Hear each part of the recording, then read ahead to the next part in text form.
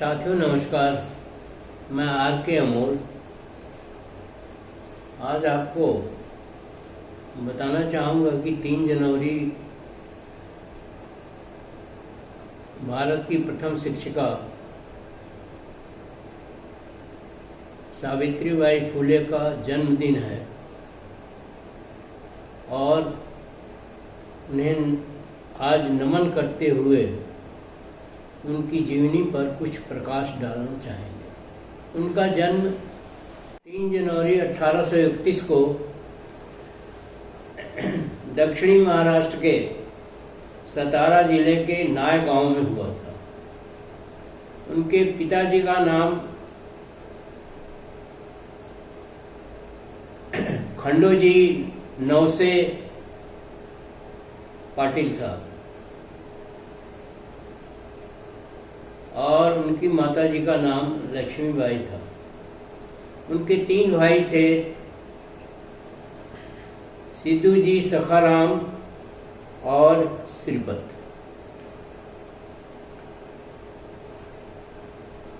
पेशवा के राज्य में, उस समय पेशवों का राज्य था, पेशवा के राज्य में इनके पिताजी की काफ़ी इज्जत थी। बहुत सम्भ्रांत परिवार था और वह अपने समाज के तमाम झगड़ों का निपटारा भी करते थे। उन्हें अपने समाज के पटेल का उपाधि मिली हुई थी। आपको यह भी बताना चाहते हैं कि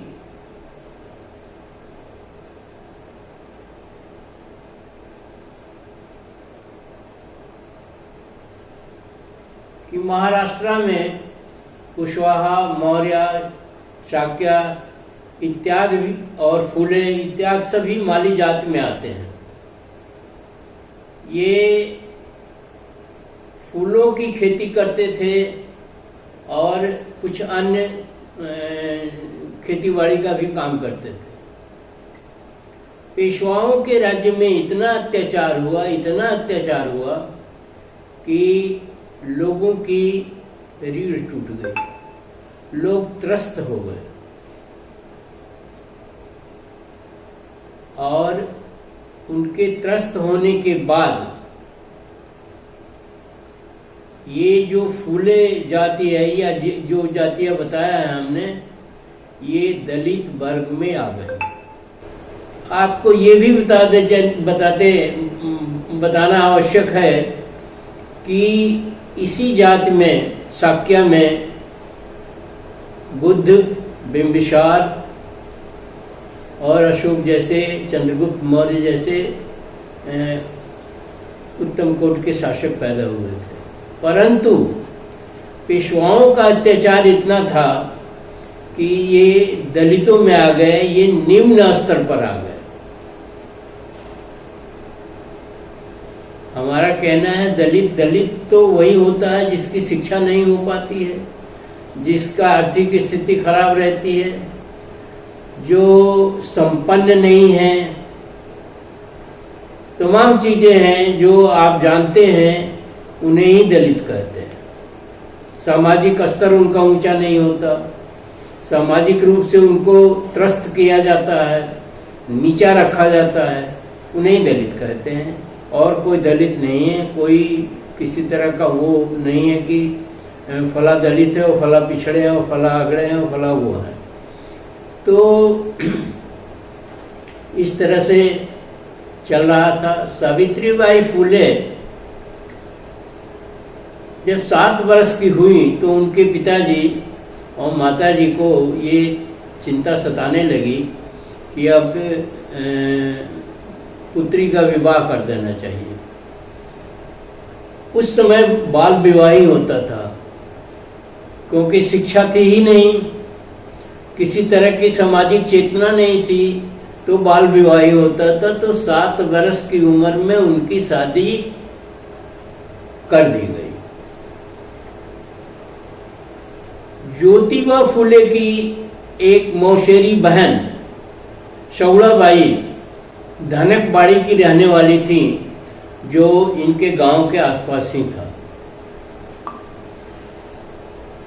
सगुड़ाबाई चूंकि ज्योतिबा फुले की मौसी की लड़की थी, मौसेरी बहन थी।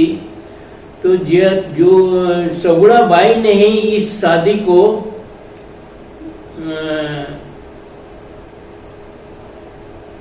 शादी में पहल किया।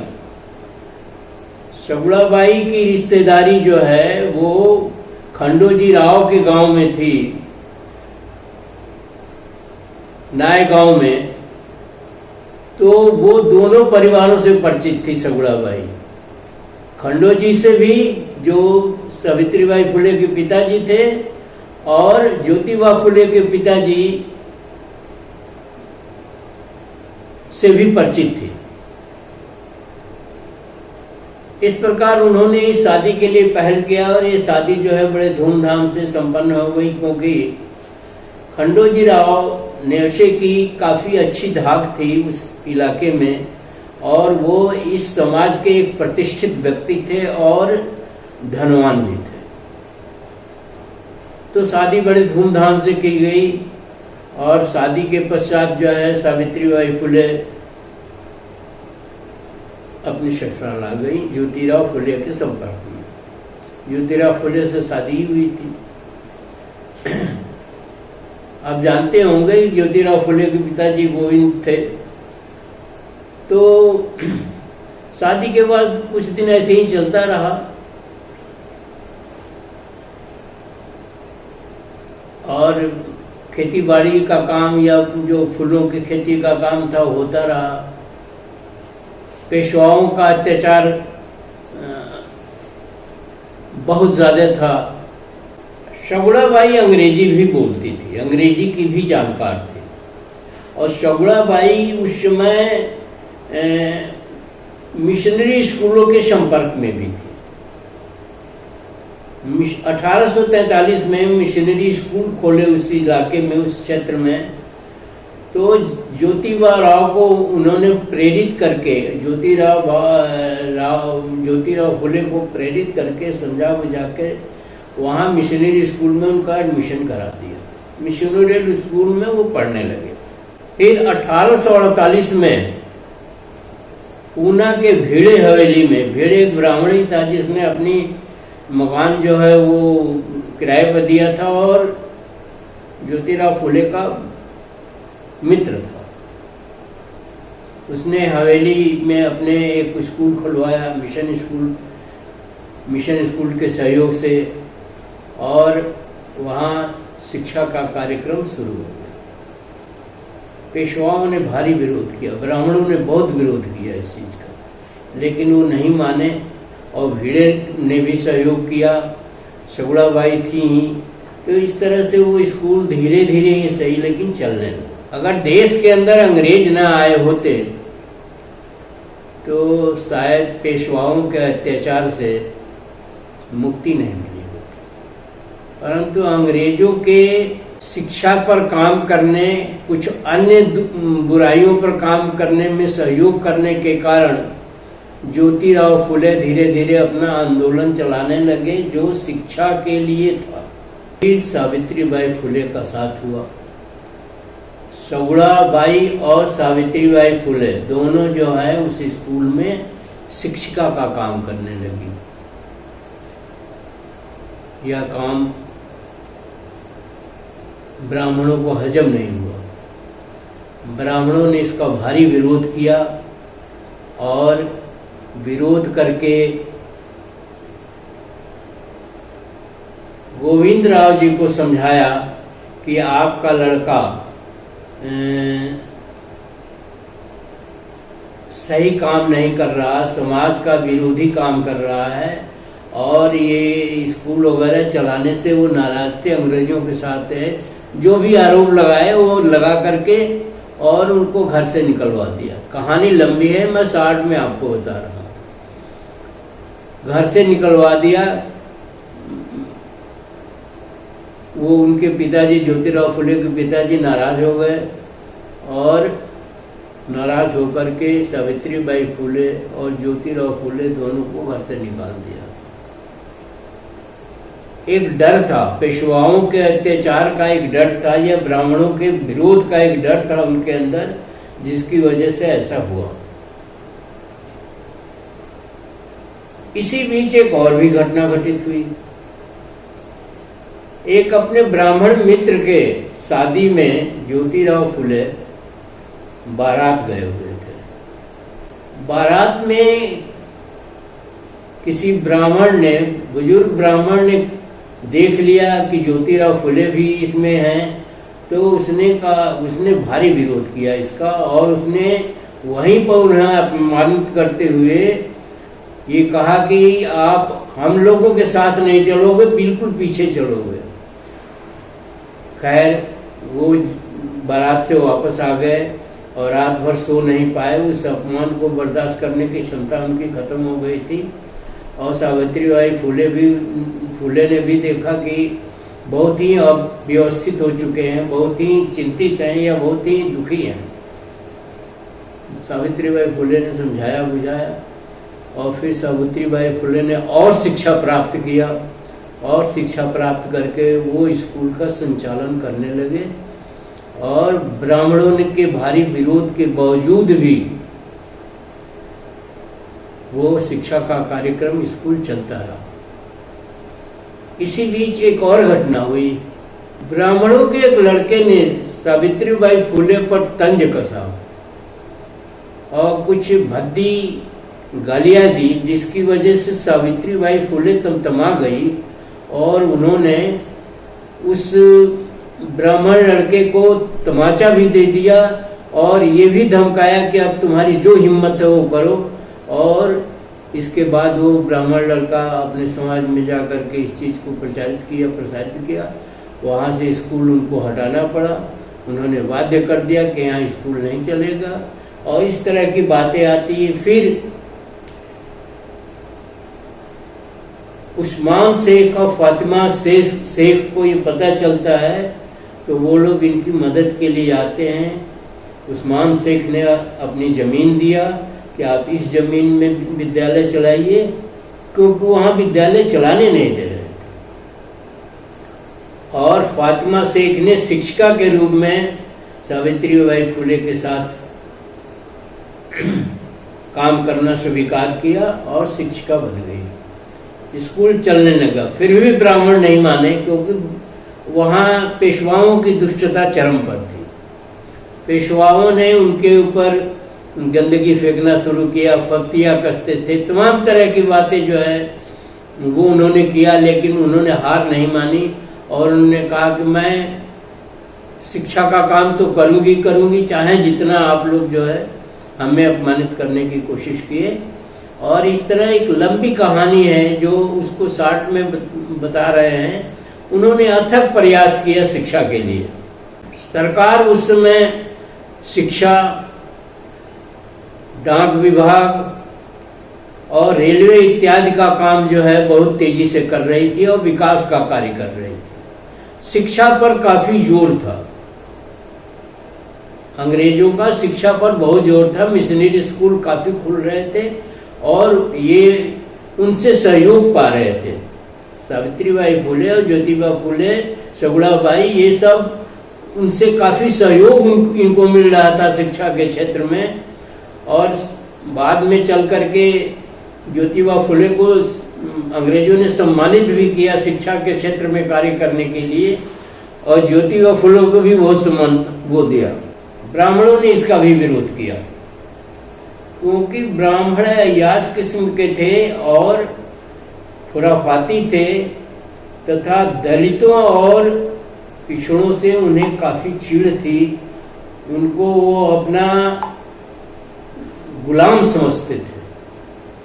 एक बार ऐसा भी समय आया जब ब्राह्मणों ने ज्योतिबा फुले की हत्या कराने के लिए रामोशी नामक एक व्यक्ति को 2000 रुपये दे करके भेजा, और जब वो उनकी हत्या करने के लिए उनके घर में घुसा तो ज्योतिबा फुले ने नम्रता से कहा कि मुझसे क्या चाहते हो और मेरी हत्या करने से तुम लोगों को क्या मिलेगा।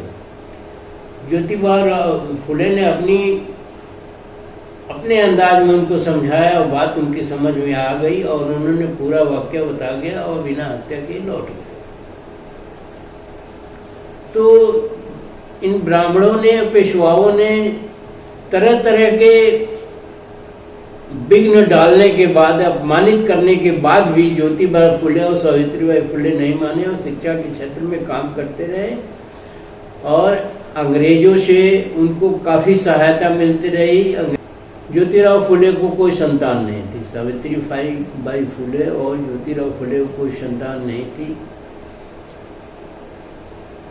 और इसी बीच उनके पिताजी भी बात को समझ गए और समझने के बाद उनको समझा बुझा के अपने घर ले गए और दूसरी शादी के लिए दबाव डाला। लेकिन शिक्षा के प्रचार प्रसार के आगे ज्योतिराव फुले ने दूसरी शादी करने से इनकार किया। सावित्रीबाई फुले भी सहमत हो गई थी, लेकिन फिर भी उन्होंने, ज्योतिराव फुले ने कहा कि दूसरी शादी करने का कोई मतलब ही नहीं है, ये सब मेरी संतान ही है। इस तरह की भावना लेकर के उन्होंने शिक्षा के क्षेत्र में बहुत असीम काम किया और पूरे इलाके में शिक्षा का प्रचार प्रसार शुरू हो गया। गांव गांव में स्कूल खुलने लगे और अंग्रेजों का सहयोग मिला और इससे काफी बात आगे बढ़ी। एक और घटना घटित हुई। ज्योतिराव फुले जो है कुछ दुखी मन से, ब्राह्मणों के अत्याचार से दुखी होकर के नदी के किनारे बैठे थे। एक लड़की दौड़ते हुए आई, 20-22 साल की लड़की थी और उसको वो छलांग ही लगाने वाली थी कि ज्योतिराव फुले ने उसे पकड़ लिया और पकड़ के पूछा कि तुम क्यों ऐसा काम करना चाहती थी। तो वो बताई कि मेरे अंदर एक अवैध गर्व पल रहा है जिसके लिए हमें बहुत ज्यादा प्रताड़ित किया जा रहा है, इसलिए मैं आत्महत्या करने की कगार पर आ गई हूँ। उसको समझा बुझा करके वो घर ले आए। सावित्रीबाई फुले ने उसके बच्चे को जन्म देने में सहयोग किया, उसको समझाया बुझाया, घर में रखा, पाला पोषा और जब बच्चे का जन्म हुआ तो उसका नाम जसवंत रखा गया। वो एक तरह से अडॉप्टेड सन था और वो लड़की भी शिक्षा के क्षेत्र में इन लोगों के साथ आ गई।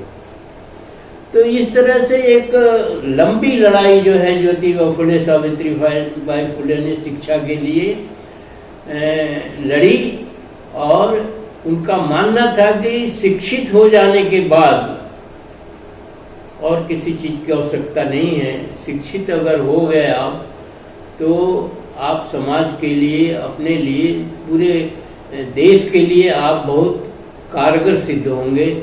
और शिक्षा के प्रसार के लिए उन्होंने कहा सारी बुराइयां शिक्षा की वजह से है, शिक्षा न होने की वजह से है।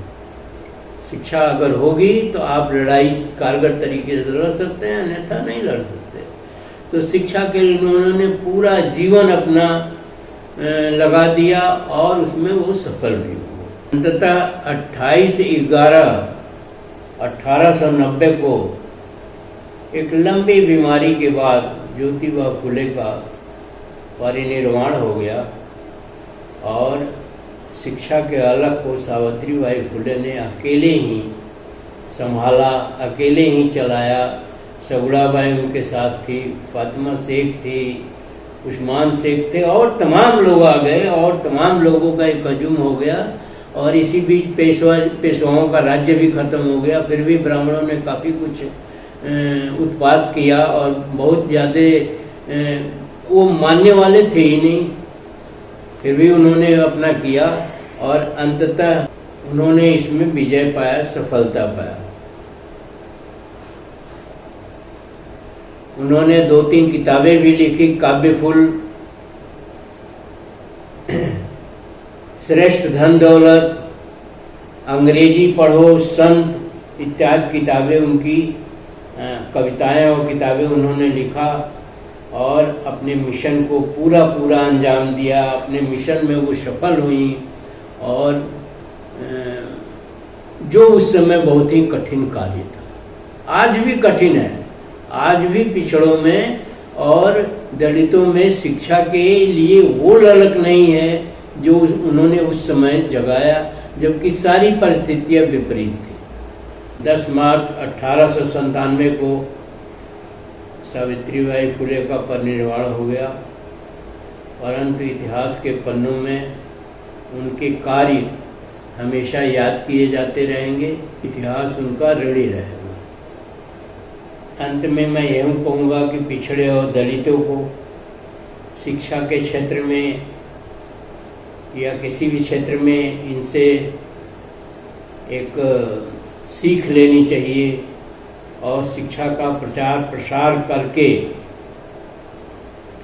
इनके मिशन को आगे तक बढ़ाना चाहिए। जय फुले, जय अम्बेडकर, जय संविधान, जय बुद्ध।